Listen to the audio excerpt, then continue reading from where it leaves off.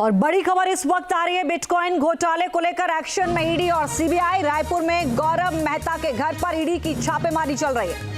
मेहता की तलाश में रायपुर में कई घंटे सर्च ऑपरेशन चला है। ईडी ने गौरव के घर से कई इलेक्ट्रॉनिक सामान भी जब्त किए हैं। सीबीआई ने गौरव मेहता को समन भी भेजा। और अंकुर हमारे सहयोगी ग्राउंड जीरो से हमारे साथ जुड़ रहे हैं। अंकुर, इस पूरे मामले में लगातार कई नए खुलासे हो रहे हैं। अब जब आप ग्राउंड जीरो पर मौजूद है, क्या कुछ तस्वीरें सामने आ रही हैं? क्योंकि अब ईडी और सीबीआई ने मिलकर काफी सारी चीजें जब्त कर ली हैं।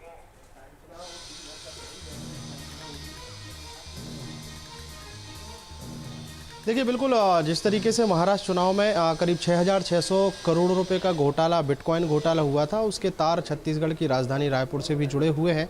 और गौरव मेहता जो कंसल्टेंसी एजेंसी में काम करता है, वो रायपुर का रहने वाला है। और यही कारण है कि करीब 27 घंटों से प्रवर्तन निदेशालय की कार्रवाई उसके घर पर चल रही है। और घर पर कार्रवाई के दौरान ही एक लैपटॉप और कई ऐसे इलेक्ट्रॉनिक आइटम जब्त किए गए हैं जिसमें कई तरह के सबूत हो सकते हैं।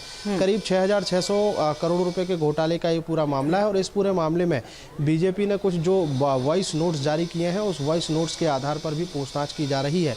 इसमें बड़ा अपडेट यह है कि ईडी की कार्रवाई के दौरान सीबीआई की भी एंट्री हुई है। और सीबीआई ने गौरव मेहता को एक नोटिस दिया है। और नोटिस में कहा है कि जैसे ही ईडी की कार्रवाई समाप्त होगी, उसके बाद आपको सीबीआई के दफ्तर में पहुंचना है। और सीबीआई जो है अपने सवालों के साथ उससे पूछताछ करेगी।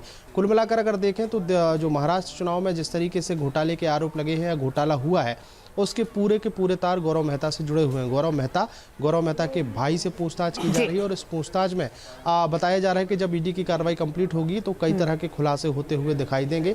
चलिए अंकुर, निश्चित तौर पर यह तमाम कार्रवाई गौरव मेहता की मुश्किलें जरूर बढ़ाती हुई नजर आ रही है। बहुत शुक्रिया आपका, विस्तार से जानकारी दी आपने इस पूरे मामले को लेकर। न्यूज नेशन अब व्हाट्सएप पर खबरों के ताजा अपडेट के लिए न्यूज नेशन के इस QR कोड को स्कैन करें।